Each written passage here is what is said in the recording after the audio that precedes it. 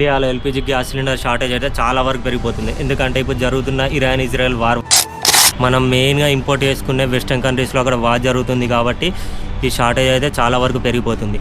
మనం 70% out side నుంచే import చేసుకుంటాం కాబట్టి ఈ వార్ వల్ల డిలే అవుతుంది. మన డొమెస్టిక్ యూజెస్ లైక్ ఇంట్లో వాడుకునే ఎల్పిజి గ్యాస్ సిలిండర్స్ అయితే 25% ఇంక్రీజ్ అవుతాయని మినిస్ట్రీ ఆఫ్ పెట్రోలియం చెప్తుంది. ఇంకా ఈ వార్ వల్ల ఫ్యూచర్లో ఇంకా చాలా వరకు ప్రైజెస్ పెరిగే ఛాన్సెస్ ఉన్నాయి. సో జాగ్రత్త అయితే వాడుకోండి.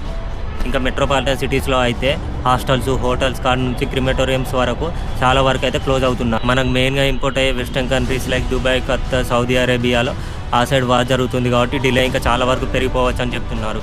ఇంకా మనకున్న ఒకే ఒక ఆప్షన్ భూటాన్ నుంచి గ్యాస్ తెప్పించుకోవడం. ఇన్ని రోజులు మనం ఎప్పుడు గ్యాస్ బుక్ చేసుకున్నా 2 డేస్లో వచ్చేది.